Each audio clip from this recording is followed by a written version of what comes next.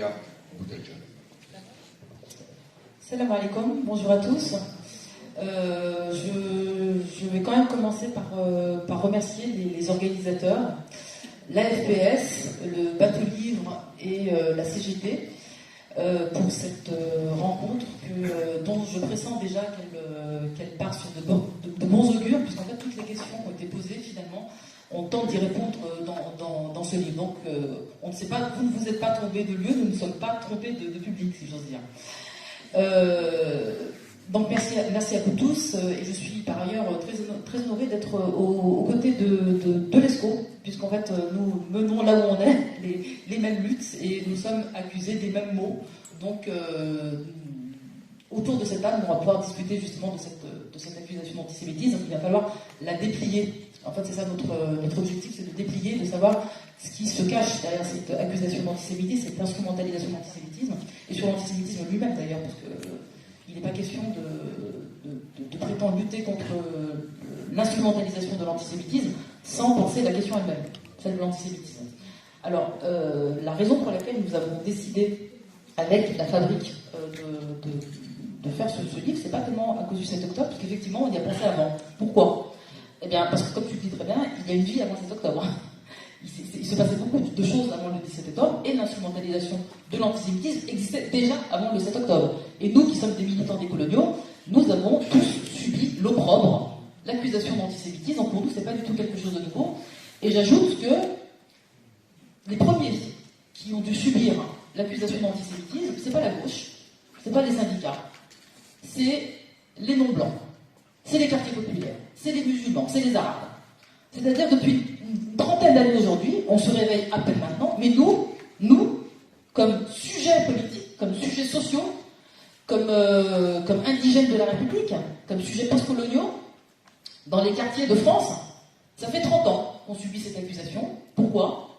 Parce que nous sommes des pro-palestiniens, parce que nous sommes du côté de la justice, parce que nous soutenons la juste lutte du peuple palestinien, et il a fallu nous inventer comme antisémites, globalement, sans explication, pour pouvoir nous accabler et surtout pour disqualifier la lutte légitime du soutien pour le peuple palestinien.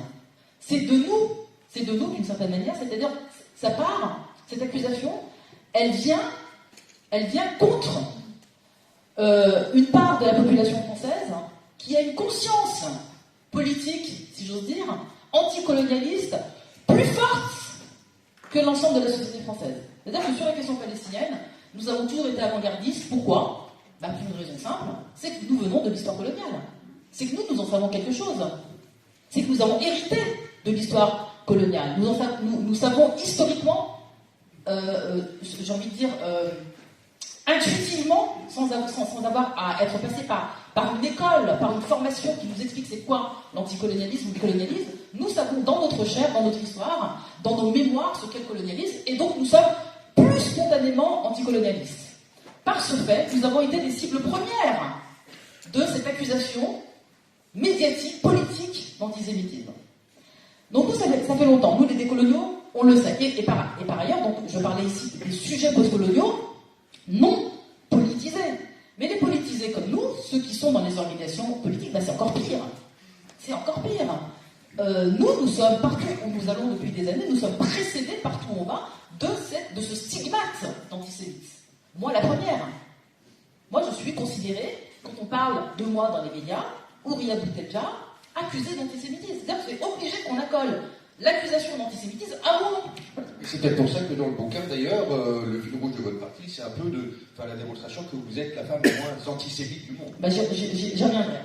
Et donc, par conséquent, nous, non seulement donc nous avons une conscience aiguë par rapport à cette accusation d'antisémitisme, ça fait longtemps qu'on s'y prépare, et avec d'autres personnalités, d'autres militants qui ont participé à ce livre, tous, là où on est, nous sommes plus ou moins accusés d'antisémitisme. Mais en dehors de nous, il y a en France, de plus en plus, depuis quelques années, ce qu'on appelle une gauche de rupture. C'est la gauche de la FI, on en pense du bien, on en pense du mal, c'est pas la question. Sauf que sur cette question précisément de la Palestine, elle a su avoir des positions nobles sur la question palestinienne, et depuis le 7 octobre. Donc nous, et même avant le 7 octobre, nous avions tous participer à ce livre, nous avions connu les mois précédents, les années précédentes, c'est arrivé à Corbyn en Angleterre. Donc Corbyn, qui était le leader de la gauche de rupture en Angleterre, a été accusé d'antisémitisme par les médias de l'ordre capitaliste, raciste et bourgeois. Eh bien, donc la campagne organisée contre Corbyn a cassé la gauche de rupture en Angleterre, ce qui est très très grave. Ça veut dire que casser une organisation politique telle que le Parti travailliste sur la base de l'antisémitisme, ça veut dire affaiblir le mouvement des travailleurs, le mouvement de la lutte des classes. C'est ça que ça signifie plus précisément. Et de l'antiracisme également. Donc, nous, ce qu'on a fait avec ce livre, bien avant le 7 octobre, il s'agissait de prévenir, d'anticiper la corbynisation de Jean-Luc Mélenchon. C'est ça qu'on essaye de faire avec ce livre. Et je répète ici, on n'est pas obligé d'être pro-Mélenchon, on n'est pas obligé d'être à l'AFI. Je ne suis pas à l'AFI, personnellement, je ne compte pas y être. En revanche, je mesure ce qu'est une gauche de rupture aujourd'hui. Et tous, dans le moment qu'on est en train de vivre, qui est un moment d'ensauvagement du capital.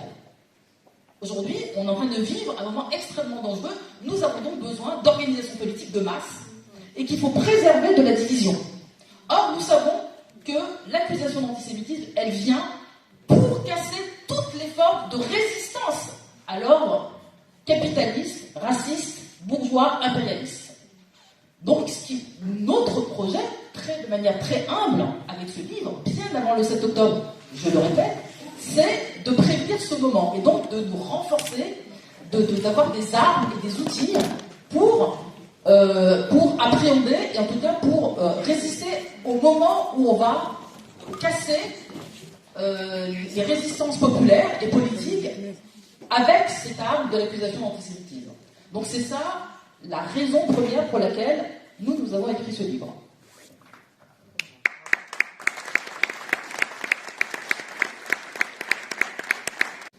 La question est plus complexe qu'elle n'y paraît. Parce que là, a priori, on pourrait dire non, en fait, il ne faut que mentir, c'est n'importe quoi. Là encore, moi, je tiens à la vérité. Et je ne peux pas y échapper. Et je pense que tout le monde doit y être confronté. Premièrement, je l'ai dit tout à l'heure, une accusation qui dirait il y a de l'antisémitisme dans la France insoumise ou il y a de l'antisémitisme dans les quartiers. Moi, je ne peux pas répondre non. Pour la raison que j'ai dit tout à l'heure. Une société est raciste ou ne l'est pas. Donc s'il y a de l'antisémitisme à la France insoumise, je dis que c'est impossible pour moi de prouver le contraire. Je pense que probablement, il y en a.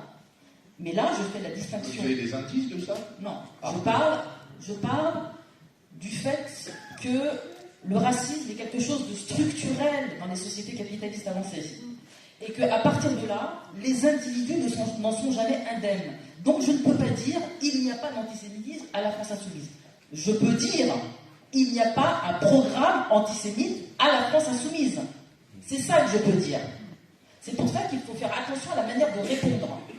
Parce qu'il faut cesser de nous innocenter.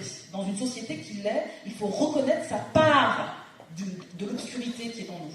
Sa part du lait. Il faut la reconnaître. Nous ne sommes pas des êtres purs quand on vient d'un monde qui est le monde de la modernité occidentale, qui est né sur le crime, qui est né sur la discrimination, qui est né sur la dépossession, qui est né sur la dévalorisation et sur la déshumanisation d'une partie de l'humanité. Nous ne sommes pas indemnes. Donc je ne peux pas dire qu'il n'y en a pas. Je dis qu'il n'y a pas de programme antisémite dans la France insoumise.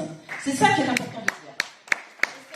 Et c'est pour ça que c'est hyper malhonnête de les accuser d'antisémitisme quand on sait qu'il y a un véritable programme antisémite chez Macron dont les représentants disent des choses antisémites, écrivent des choses antisémites, et à l'extrême droite qui sont ouvertement antisémites et qui, eux, ont un véritable programme de suprémacisme blanc qui exclut les juifs. Donc voilà, il faut dire les choses telles qu'elles sont. Il y a un camp politique qui produit et qui favorise et qui encourage l'antisémitisme, quand il y en a un autre qui, au contraire, il le combat réellement. Maintenant, les quartiers. Moi, je ne peux pas dire qu'il n'y a pas d'antisémitisme dans les quartiers. Et j'ai plus envie de dire qu'il n'y a pas de je ne peux pas dire qu'il n'y a pas de judéophobie dans les quartiers. Mais là aussi, je vais complexifier ma réponse. Les Maghrébins maghrébin, dans la culture maghrébine, il y a de la judéophobie. Bon, maintenant, je refuse de dire que cette judéophobie est à affilier à l'antisémitisme européen. L'antisémitisme qui a fini par le génocide est une histoire européenne. Ça n'est pas à nous, ça n'est pas à moi, ça n'est pas mon grand-père, ça n'est pas ma grand-mère. Je ne reconnais pas une quelconque filiation des Maghrébins avec cet antisémitisme-là. Hitler appartient aux Européens. Il n'est pas à nous, et je le réfute. Maintenant, en tant que peuple ayant été brutalement intégré dans la modernité occidentale depuis la colonisation, nous sommes progressivement devenus des Blancs. Progressivement. C'est-à-dire qu'on a intégré tous les travers racistes qui viennent de cette histoire-là. Et plus précisément, quand la France est arrivée, qu'est-ce qu'elle a fait? Elle a divisé les Algériens entre les musulmans et les Juifs, par exemple. Elle a fait des Juifs des Français, alors que les Juifs étaient des Arabes ou des Berbères. Ils faisaient partie du cru. Il n'y avait pas de différence, si ce n'est des différences culturelles, pas culturelles et pas de langue. C'était des Arabes, c'était des Berbères. Elle en a fait des Français. Quand tu fais, pendant la colonisation, tu fais des Juifs et des Français. Pour ceux qui connaissent, le décret Crémieux. Eh bien, les Français, les Juifs d'Algérie deviennent des Français, et quand arrive la guerre d'Algérie, pour une grande partie d'entre eux, puisqu'ils ont été arrachés à leur ancrage, à leur identité, à leur histoire, la France en a fait des Français, pour une grande partie d'entre eux, ils ont pris le parti des Français. Donc, la première rupture qu'il y a, et qui crée de la judéophobie chez les Maghrébins, c'est l'histoire coloniale. C'est l'histoire qui nous a divisés et qui nous a rendus hostiles les uns aux autres. Puisqu'elle a fait des Juifs, des colons chez eux. Donc nous avons déjà cette première raison qui fait de nous entre guillemets, des judéophobes. Arrive la création de l'État d'Israël. Ah ben, tu ne vas pas arranger les choses. Puisque les Juifs puisque l'identité juive est accaparée par le récit israélien, par le sionisme, et donc continue de séparer les Juifs du reste de l'humanité générique. Et donc, entre autres, des Arabes, pas que des Arabes, des Juifs européens. Les Juifs d'Europe, eux-mêmes, sont arrachés à leur histoire européenne par Israël. Donc c'est le deuxième motif de judéophobie. Arrive le troisième motif de judéophobie, qui est la manière dont l'État français organise la concurrence entre les communautés en France. L'État français, raciste, organise la concurrence entre les Noirs, les Arabes et les Juifs. Pourquoi? Parce qu'il traite mieux les Juifs qu'il ne traite les Arabes et les Noirs. En France. Il les traite mieux. Alors, le discours de l'humanisme abstrait, universaliste de base en France, ne veut pas reconnaître que les Juifs sont mieux traités en France. Ah ben si, les Juifs sont mieux traités en France. Et tout le monde le sait. Tout le monde le sait. Dans le discours public, la catégorie juive, et ce n'est pas les Juifs qui le veulent, c'est l'État. L'État organise la concurrence entre les communautés. Est-ce que c'est ce que vous appelez le philosémitisme? C'est ce que j'appelle le philosémitisme. Et qui pour vous est un nouvel antisémitisme. Et qui est pour moi un nouvel antisémitisme. Ça crée de la division entre communautés, puisqu'il y en a une qui est mieux traitée que l'autre. D'accord? Ça c'est une. Deux, la communauté juive qui est mieux traitée que les Noirs et les Arabes n'en est pas pour autant une communauté légitime aux yeux de l'État-nation. Puisque la seule communauté légitime de l'État-nation, c'est ceux qui sont européens et chrétiens d'origine. Qu'ils soient pratiquants ou pas pratiquants, ça n'a aucune importance. C'est eux qui constituent en France, et c'est ça un État-nation. Un État-nation choisit toujours son socle social. Le socle social de l'État-nation français, ce sont les Européens, français, chrétiens, blancs. Mais pas les Juifs. Les Juifs n'ont toujours pas été upgradés.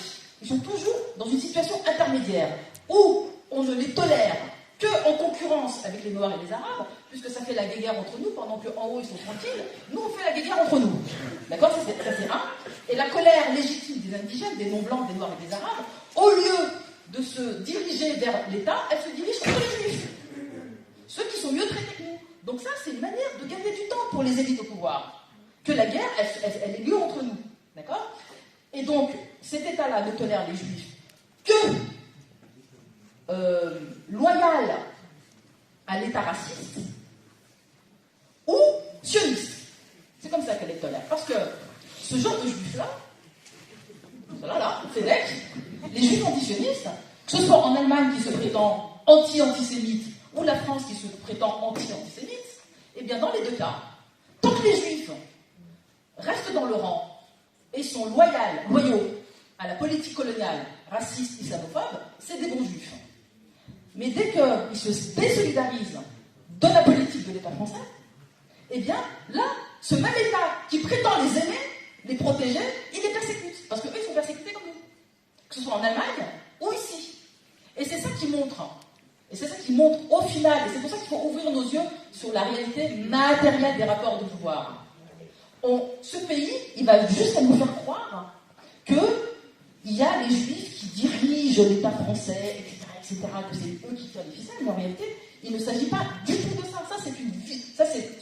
Ça, c'est ce qu'on voudrait nous faire croire pour perpétuer la guerre entre nous. Parce que, je le répète, dès que les juifs restent dans le camp de l'émancipation, des syndicats, de la justice sociale, contre l'islamophobie, pour la Palestine, ce sont des ennemis comme nous. Et c'est pas eux qu'on voit à la télé. Ceux qu'on voit à la télé, ce sont précisément eux qui adhèrent à une politique spécifique. D'accord ? Donc, je dis tout ça pour revenir, je reviens sur les pattes. Pour la gauche. Non, pour les quartiers, l'antisémitisme des quartiers. J'ai tracé une généalogie de la judéophobie des quartiers, qui est coloniale à cause du décret Crémieux, qui est coloniale à cause de la création de l'État d'Israël, qui a des soubassements racistes à cause de la concurrence que l'État organise entre les communautés. C'est ça qui crée la judéophobie des gens qui vivent dans les quartiers populaires, c'est-à-dire les miens, que je connais bien. Donc, je suis ici pour dire qu'il est hors de question que lorsque Caroline Fourest à la télé dit « les quartiers sont antisémites », moi je ne réponds pas, c'est pas vrai. Je redis ma détermination à dire le vrai. Je dis ma détermination à ne pas fuir la réalité. Je dis, c'est vrai, mais tel que moi je l'ai analysé. Et quand je dis que donc notre judéophobie à nous, elle vient de l'histoire coloniale, ça veut dire que pour nous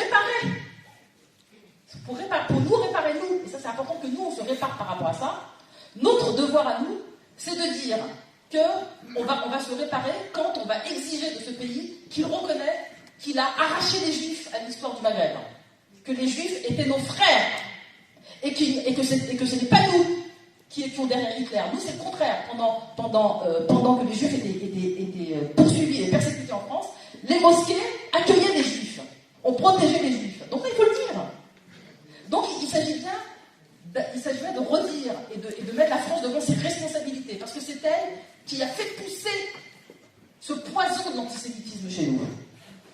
C'est le décret Crémieux, c'est la création de l'État d'Israël qui continue de nous séparer, et c'est la concurrence de l'État raciste ici en France. Donc ça veut dire qu'il faut une réponse politique. Si on veut diminuer la judéophobie des quartiers, il faut reconnaître l'histoire coloniale, il faut lutter contre l'État d'Israël, et donc il faut soutenir le sionisme, il faut donner raison aux gens qui soutiennent la Palestine. Et enfin, il faut de la justice sociale entre tout le monde, ici, toutes les communautés. Tout le monde doit être traité de manière égalitaire. On n'a pas...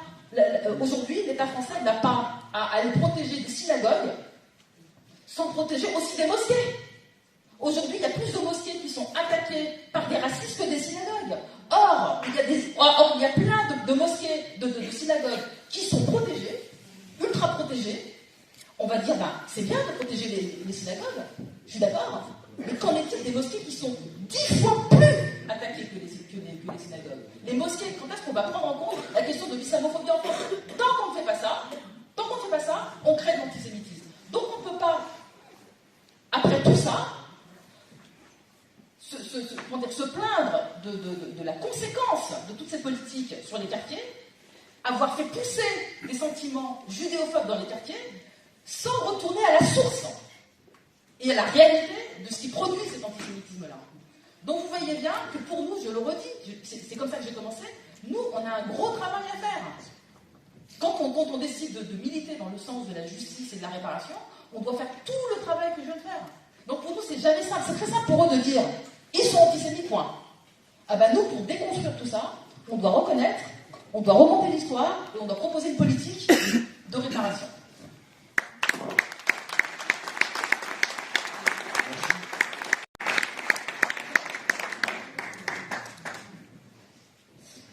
Je voulais dire un mot de...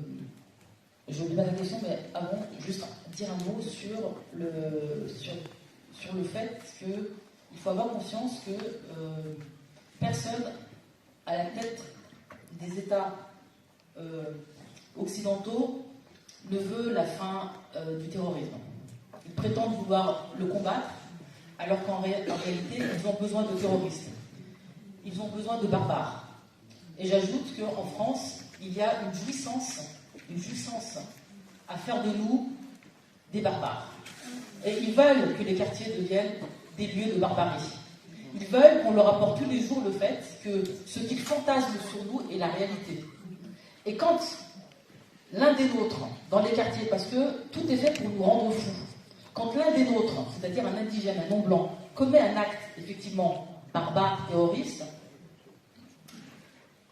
ils ne sont pas choqués, ils jouissent. Parce que c'est ce qu'ils veulent faire de nous des barbares. Aujourd'hui, cette réunion, aucun média national ne va en parler, puisque nous ne cédons à aucune facilité et que précisément, nous sommes des anti-barbares. C'est-à-dire que nous résistons à notre devenir barbare.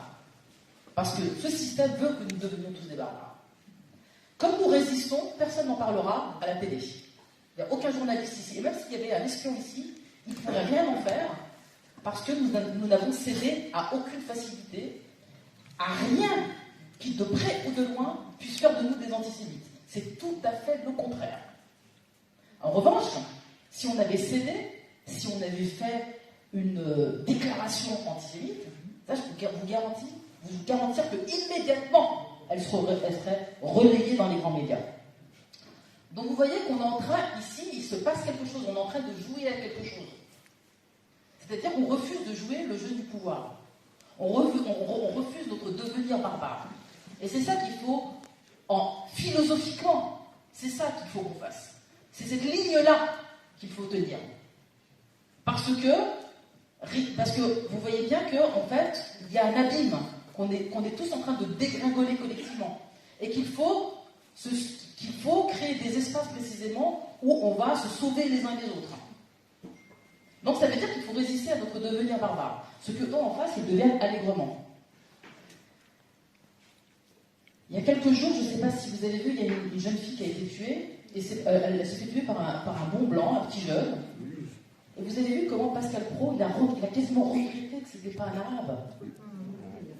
Je veux dire qu'en fait, là, à ce moment-là, la grande déception, ils ont été tellement déçus qu'il fallait qu'ils disent que ce jeune homme, qui vient d'une bonne famille bien bourgeoise, eh bien, qu'il avait une attitude de racaille.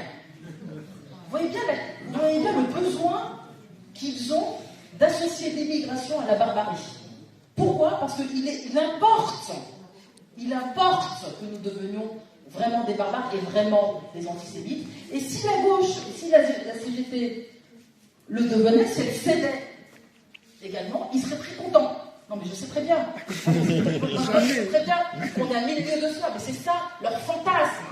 Et ce qui les rend dingues, c'est que depuis le 7 octobre, ils espéraient que les manifestations pro-palestiniennes, elles dérivent vers l'antisémitisme. Ils auraient aimé qu'il y ait plus de manifestations d'antisémitisme. Et ça fait 1 an qu'ils attendent, et ils deviennent fous parce qu'il ne se passe rien. Et vous savez pourquoi il ne se passe rien ? Parce que dans le milieu pro-palestinien, très politisé, très encadré, qui sait discerner ses ennemis, qui sait c'est quoi le sionisme, qui sait le rattacher au projet capitaliste et impérialiste, dans ce monde-là, personne ne confond juifs et sionistes. Personne ne confond juifs et sionistes.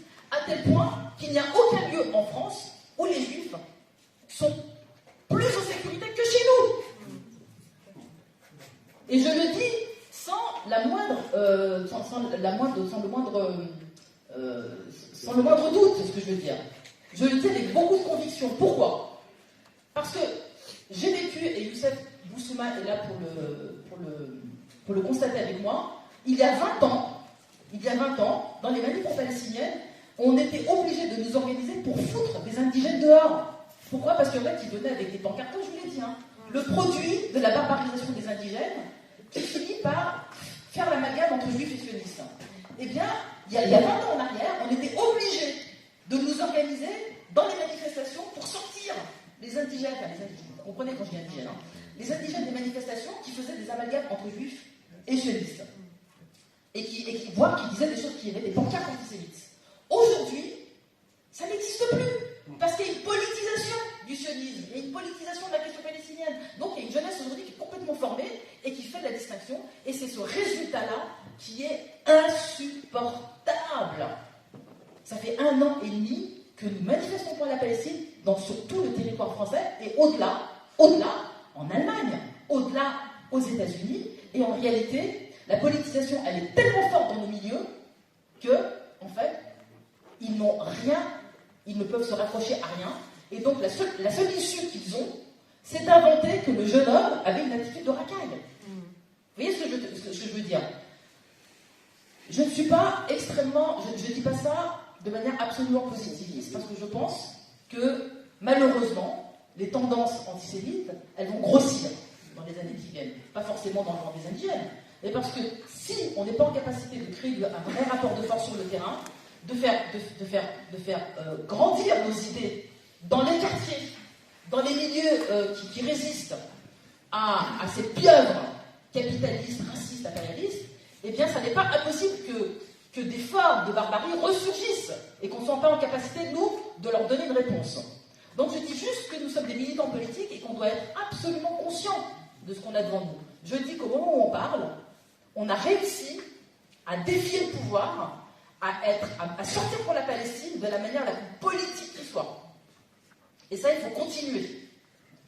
Et donc, j'en reviens à ta question, parce que je ne l'oublie pas, Frantz Fanon disait, dans les années 60, quand il a sorti son livre, Peau noire, Les damnés de la terre, il a dit cette phrase qui pour nous est une citation qu'on utilise, mais il faut la retourner. Il disait à l'époque, quand il parlait aux colonisés, les Noirs, les Africains, les Arabes, etc., il disait, quand on parle des Juifs, tendez l'oreille, on parle de vous.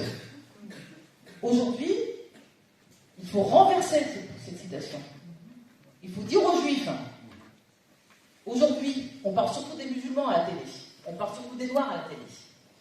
Tendez l'oreille, on parle de vous. Je reviens à ce que j'ai dit au départ. L'antisémitisme n'a pas disparu, parce que le racisme n'a pas disparu, parce que l'État racial n'a pas disparu, parce que le système capitaliste n'a pas disparu. Tant que tout ça ne disparaît pas, toutes les formes de racisme existeront et ressurgiront d'une manière ou d'une autre. Or, aujourd'hui, le bloc au pouvoir a décidé que le racisme principal, à partir duquel tous les autres allaient se déployer, c'est l'islamophobie. C'est l'islamophobie que le pouvoir utilise aujourd'hui. Derrière l'islamophobie, il y a tous les autres racismes qui sont là. La négrophobie, la homophobie et l'antisémitisme. Donc, toutes les autres communautés, quand on parle des musulmans, ne croyez pas qu'on parle que des musulmans. Non seulement on parle des juifs, des noirs et des roms, mais on parle aussi des syndicalistes, de la CGT. On parle du mouvement social. On parle de tous les résistants. Par conséquent, il faut connaître nos priorités en France, et l'une des priorités, quand on comprend la fonction du racisme, c'est de se mobiliser en soutien aux musulmans. Contre l'islamophobie, c'est un impératif politique. Peu importe ce qu'on pense de l'islam, il faut comprendre c'est quoi la fonction de l'islamophobie aujourd'hui au cœur de l'État bourgeois, au cœur de l'État capitaliste. Voilà ce que je voulais dire. Et j'ai terminé.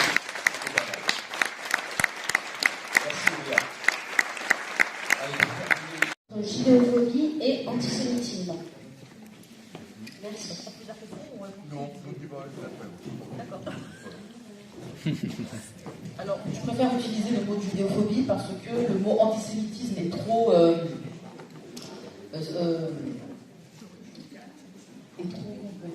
chargé, trop connoté historiquement, parce que pour moi, l'antisémitisme européen a une histoire spécifique et qu'il y a d'autres formes de conflictualité entre communautés, par exemple, pas simplement entre les Maghrébins et les Juifs, il peut y en avoir de toutes sortes, et qu'il faudrait leur donner des noms spécifiques pour identifier de manière très claire et très précise le genre de conflictualité que c'est.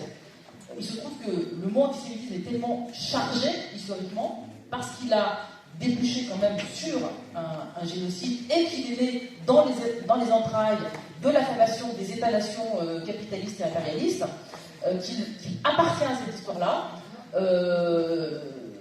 Je trouve que c'est faux et injuste de l'accoler aux formes d'hostilité qui existent dans les quartiers, puisqu'elles sont d'une autre nature, parce que venant d'une autre histoire.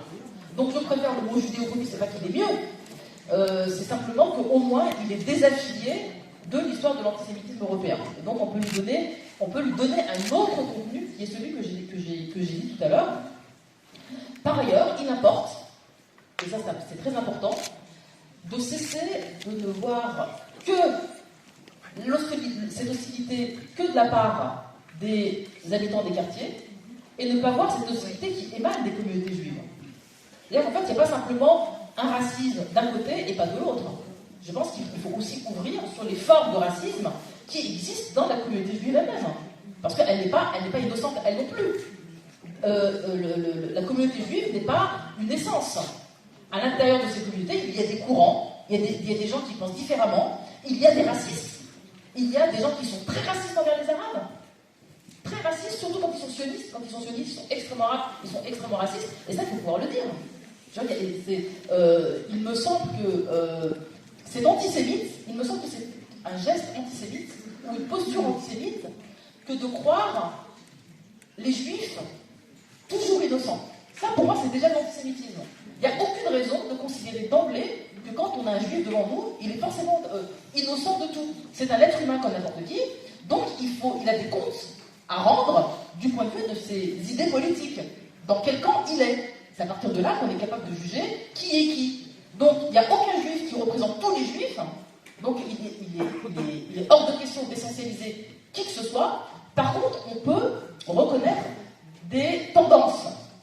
Or, on peut dire historiquement que les juifs, de manière générale, ayant appartenu à la classe ouvrière, ont longtemps fait partie du camp révolutionnaire d'extrême gauche. En Europe, ça a été le cas très longtemps. Et que progressivement, avec leur intégration dans la blanchité occidentale, notamment à cause de l'existence de l'État d'Israël, pour ceux qui s'y sont reconnus, il y a une espèce de droitisation des tendances politiques à l'intérieur de la communauté juive. Maintenant, là où il faut aussi être honnête, c'est que la droitisation concerne absolument tout le monde.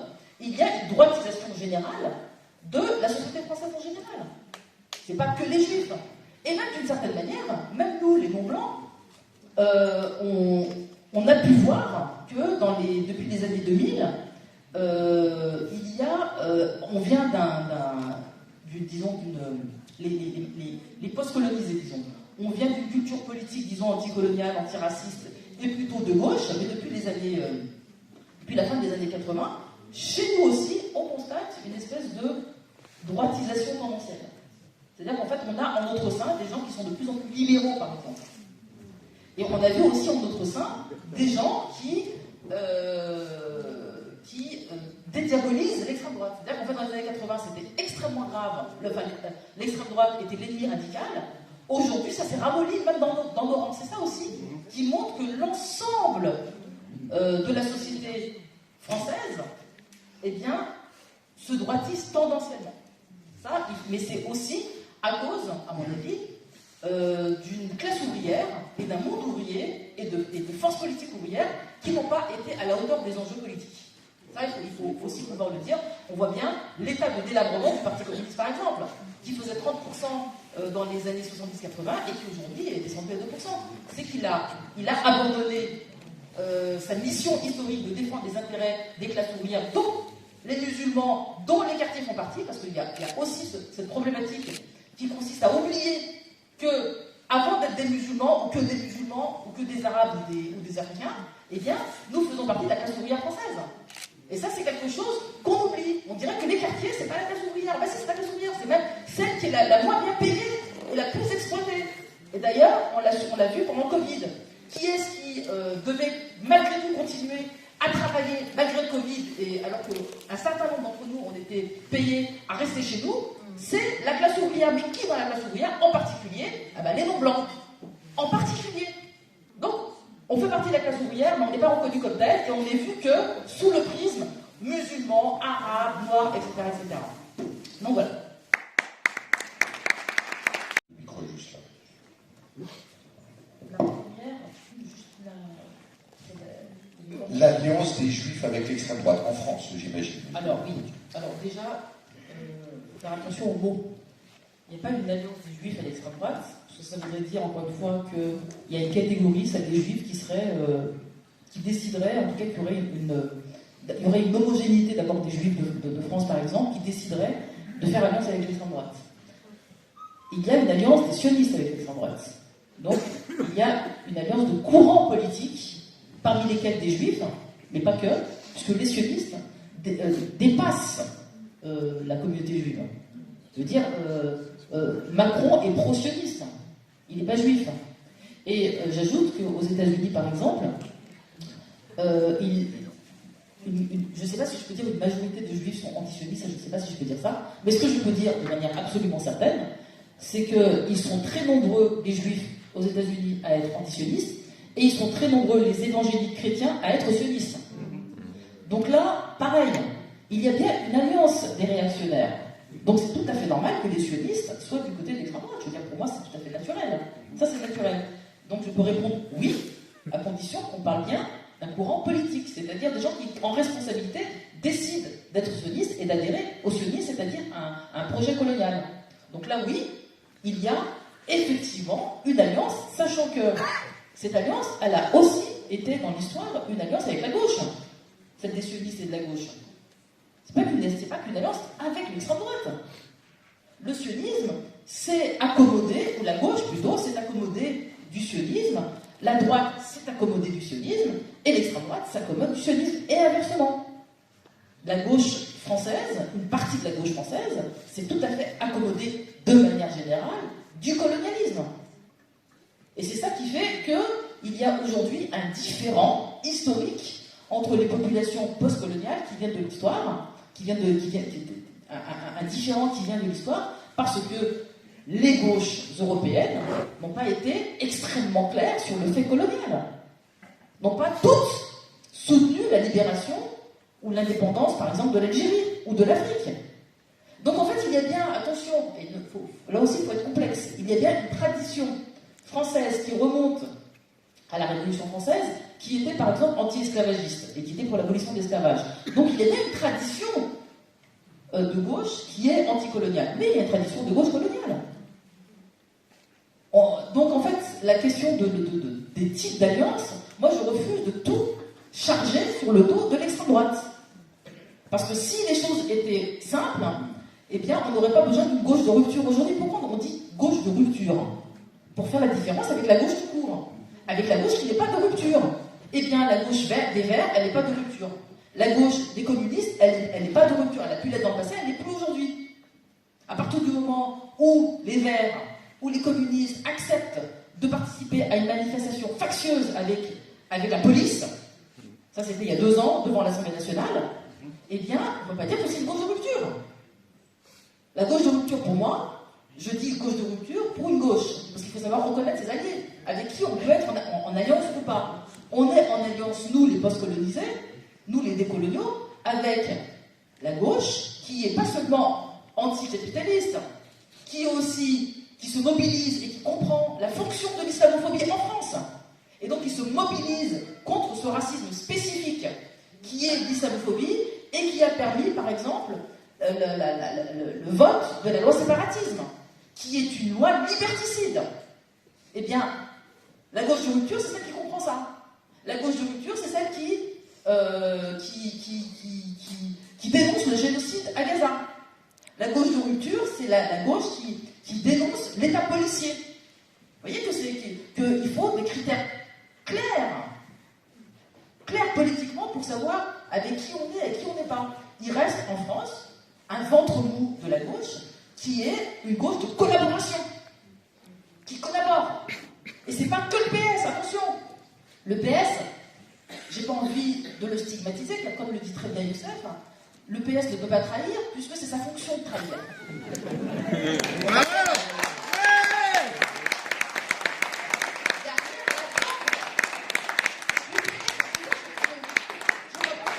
On pleure que le PS il a trahi, c'est tout à fait normal. On dit pourquoi le scorpion il pique, parce que c'est un scorpion. Bon le PS qui trahit parce que c'est le PS, et tout ça s'arrête là. En revanche, il faut être très attentif à ceux qui ne sont pas fidèles aux critères que je viens d'énoncer. Je trouve les Verts louches. Je trouve les communistes louches sur ces questions-là. Et donc il faut exiger d'eux qu'ils cessent ce que nous on appelle dans le mouvement décolonial la collaboration de race. Ça c'est quelque chose que personne ne veut entendre, mais c'est bien tant qu'on ne rompt pas le pacte racial qui unit le prolétariat avec la bourgeoisie sur la base de la poursuite de l'aventure impérialiste. Tant que ce pacte-là n'est pas rompu, ceux qui refusent de le rompre ne sont pas nos alliés. C'est pour ça qu'il faut donner à la gauche un contenu très clair. Et si ce contenu n'est pas antiraciste, il n'est pas anti-impérialiste, ce ne sont pas des amis. Voilà. Signale que ça sent fort aux années 30 ce qui se passe en France. Pourtant, il y a sans doute des différences. Qu'est-ce que vous en pensez? Alors, je voudrais quand même revenir sur d'autres questions de la salle, notamment celle qui concerne la post-vérité, la bouillie, mais ça rejoint cette question des années 30. Dans un monde parallèle, je dis même dans un monde parallèle qu'on pourrait appeler ici la quatrième dimension, l'extrême droite est devenue l'ami des Juifs.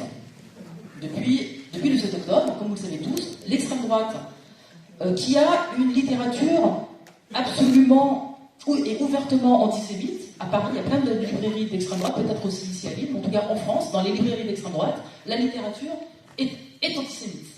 Eh bien, depuis le 7 octobre, et donc dans ce monde parallèle, ça marche avec dans ce monde parallèle, dans la quatrième dimension, l'extrême droite est aujourd'hui l'ami des Juifs, tandis que les antisionistes et les anticolonialistes sont antisémites. Dans ce même monde parallèle, ce n'est pas Hitler qui est à l'origine du génocide des Juifs, c'est le Moufti de Jérusalem. C'est un arabe. Ça, c'est ce qui se dit dans les salons parisiens et dans certains milieux. Et de plus en plus. Alors certes, il y a Hitler, mais il y a surtout le Moufti de Jérusalem. Donc ça, c'est une manière de... C'est un négationnisme, mais c'est surtout une manière de transférer une responsabilité historique sur le monde arabe. Ou sur d'autres, en tout cas. Et sur la Palestine. Et sur la Palestine, bien évidemment. Dans ce même monde parallèle, ceux qui voient de l'antisémitisme partout, eh bien, ne sont pas capables de qualifier le geste d'Elon Musk, qui est un salut nazi. Ils ne sont pas capables de qualifier. Ceux qui voient des antisémites partout. J'en veux pour preuve notre ami Guillaume Erner, qui officie tous les jours sur France Culture, qui se dit judéo-obsédé, ce n'est quand même pas rien. Qu'est-ce que ça signifie judéo-obsédé? Il a le droit de l'être, c'est pas la question. Il a le droit d'être un juif, disons, traumatisé par l'histoire du génocide. Il a le droit, donc il est judéo-obsédé. Eh bien, ça veut dire qu'en fait, il est capable de traquer l'antisémitisme partout. Eh bien, quand il voit le geste d'Elon Musk, et quand Schneiderman lui pose la question de savoir, mais pourquoi, au moment où Elon Musk fait un geste nazi, comment se fait-il que vous choisissez ce moment-là pour parler du chapeau de la femme de Trump, alors que vous êtes judéo-obsédé? Comment se fait-il qu'il ne sache pas qualifier le geste d'Elon Musk que nous savons qualifier? Nous, qui supposément sont des antisémites, quand on voit ce geste, nous disons c'est un geste nazi. Et lui, il n'est pas capable de le faire parce que, dit-il, il n'a pas trouvé l'angle avec lequel pouvoir le qualifier. Donc là, je vous parle de la quatrième dimension. Donc de ce monde qui transforme la vérité en post-vérité, où il n'y a plus de vérité. Ce monde qui a aboli la vérité. Tout ce que nous savons, que nous avons hérité de l'histoire matérielle, des rapports sociaux véritables, s'évapore par le mensonge industriel. Je dis bien le mensonge industriel. C'est-à-dire que tout ce que nous connaissons de la vérité eh bien, disparaît par la magie de la manière dont les grands médias, aux ordres du grand capital, eh bien, ces grands médias distordent. Et vraiment, quand je dis ils abolissent la vérité, ça veut dire qu'en fait, avec cette interprétation de la vérité, on n'a plus prise sur rien. Puisque si l'extrême droite est aujourd'hui l'ami des Juifs, mais qui sommes-nous? Mais qui sommes-nous? Vous voyez, on est en train de nous rendre fous. On est en train de nous rendre dingues. On est en train de faire disparaître le réel. Mais faire disparaître le réel, c'est aussi nous faire disparaître nous, comme force sociale et politique. Ça veut dire qu'en fait, tout ce qu'on pourra dire du réel, à savoir que nous savons qui sont les véritables antisémites. Nous savons où sont les racistes. Nous savons qui est aujourd'hui en train de manipuler les esprits à une échelle industrielle. Nous sommes capables de le dire d'un point de vue matérialiste. Et bien même ça, cette vérité-là, elle nous échappe. On n'a plus le droit de la dire, puisqu'en fait, elle n'existe plus. Raison pour laquelle, et je suis très heureuse que les gens dans la salle aient commencé à poser cette question, parce que je pense qu'il y a un malaise collectif. Il y a un malaise collectif. On nous prive du réel, on nous prive de la vérité. Eh bien, l'acte premier de mon intervention dans ce livre a été de dire qu'il faut rétablir la vérité. C'est l'acte politique premier avant toute chose. Il faut rétablir la vérité. Et sur quoi peut-elle reposer cette vérité? Ma proposition est la suivante. Fanon disait « Une société est raciste ou ne l'est pas ». Il disait, et donc par conséquent, si je suis fanonienne, et je le suis, que si on s'intéresse à la question de l'instrumentalisation, de l'antisémitisme, il est hors de question de ne pas s'intéresser à l'antisémitisme lui-même. On ne peut pas s'intéresser qu'à l'instrumentalisation. Il faut prendre la question de l'antisémitisme au sérieux. Je suis une militante décoloniale, je prends la question de tous les racismes très au sérieux. Et je suis fanonienne, je poursuis, et je dis une société est antiraciste ou ne l'est pas, une société est donc antisémite ou ne l'est pas. Je vis en France, dans un pays qui a collaboré, mais secondement, dans un pays qui n'a pas renoncé à son ambition coloniale et impérialiste. Pas du tout. La France est toujours un État colonial et impérialiste. Toujours. Par conséquent, si cet État-là n'a pas renoncé à la structuration impérialiste, capitaliste et raciste de ce qu'il est, la France est donc un pays raciste. Si la France est un pays raciste, je parle de l'État, donc, est toujours antisémite. Je parle de ses structures. Si c'est le cas, eh bien, nous devons tous convenir, tous autant que nous sommes traversés par tout ce qui est produit par cet État. Parce que nous sommes le produit de l'histoire de cet État-là. Et donc, nous ne pouvons pas nous innocenter. Nous ne sommes pas des innocents. Je ne suis pas innocente, vous n'êtes pas innocent. Donc, cette société est raciste, nous le sommes tous, à un degré ou à un autre. Personne n'est parfaitement anti-raciste. Personne ne peut dire « je ne suis pas négrophobe », « je ne suis pas antisémite » et « je ne suis pas sexiste ou homophobe ». Personne ne peut dire ça, puisque nous sommes les enfants de sociétés qui sont structurellement hétérosexistes et racistes. Donc nous sommes tout ça. À partir du moment où nous sommes tout ça, eh bien, la première des choses à faire, comme je l'ai dit, notre responsabilité est de dire la vérité et de partir d'un socle de vérité. Cette vérité, c'est que nous sommes tout ça, donc nous devons déjà, dans un premier temps, dire oui, c'est vrai. Oui, c'est vrai, nous sommes probablement peu ou prou antisémites. Mais quand on a dit ça, parce que on peut dire ça objectivement, je parle bien de notre objectivité, ce que nous sommes objectivement. Mais ce que nous sommes subjectivement, c'est autre chose. Je pense qu'ici, la plupart des gens, sauf s'il y a des RG, comme tu as dit tout à l'heure, ou des sionistes qui se cachent, je pense que 95% de cette salle appartient au camp de l'émancipation sociale et pro-palestinien, anti-impérialiste, anticolonialiste. Donc, nous sommes objectivement traversés par un tas de sentiments sexistes, racistes, etc., etc., mais dans le même temps, nous appartenons à un camp qui veut en finir avec ça. Donc, c'est ça la réalité de ce que nous sommes. Je dis ça parce que c'est hyper important de repartir de la réalité des faits. Et donc, qui se mentent et sur eux-mêmes, et sur l'ensemble de la société, qui se mentent à eux-mêmes. Parce que quand on a dit ça, on a les lunettes pour mieux voir qui ils sont. Et ceux qu'ils sont, particulièrement à nous, qui sommes, je l'ai redit tout à l'heure, je l'ai redit, mais je le redis pour être très clair, traversés par un tas d'héritages néfastes, mais qui luttons contre.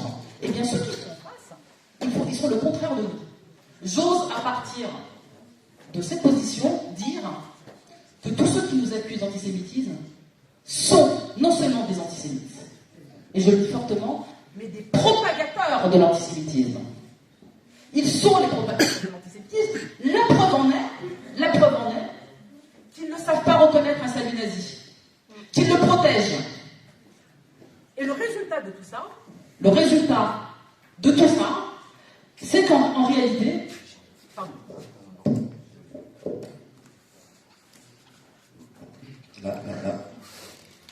c'est bon. Donc la conclusion de tout ça, c'est que tout à l'heure je t'ai posé la question de comment on fait, mais c'est ça qu'il faut faire, c'est ça qu'il faut. Il ne faut plus être intimidé par ceux qui nous accusent, parce que il est très clair pour moi, mais absolument clair pour moi, que tous ceux qui se parlent de toutes les vertus pour soi-disant protéger les juifs sont ceux qui n'en ont strictement rien à foutre. Et des juifs, et du reste du monde. Et des juifs, et des Palestiniens qui crèvent par dizaines de milliers. Ils en ont rien à foutre. Ils le montrent tous les jours. Ce sont eux. C'est-à-dire qu'en fait, il faut qu'on soit capable, avec force, sur la base d'analyse matérialiste, sur la base d'analyse politique de ce qu'est réellement l'État, de ce qu'est réellement le capital, d'où on est du néolibéralisme, de la manière dont aujourd'hui on est privé de toute forme démocratique. C'est quand même incroyable que des syndicalistes qui font leur travail, à la fois de travailleurs ici en France, et qui gardent une ambition internationaliste ici, soient aujourd'hui criminalisés. Mais c'est un scandale sans nom. Il n'y a pas de nom pour faire ce scandale-là. Il n'y a pas de nom pour dire que les véritables humanistes et que les véritables internationalistes sont aujourd'hui criminalisés, envoyés devant les tribunaux. Donc vous voyez bien qu'il s'agit ici, pour nous, et ça c'est contrairement à eux, parce que ceux qui mentent, ils n'ont pas besoin d'être complexes. Ceux qui mentent, ils n'ont pas besoin de rentrer dans la complexité, la dialectique des choses.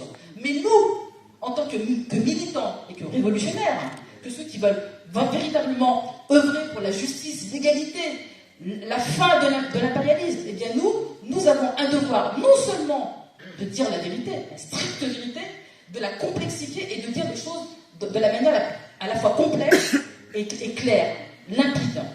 Il faut nous réarmer politiquement, et nous réarmer, ça commence, et je le dis, c'est notre premier geste, c'est de rétablir la vérité, historique et réelle.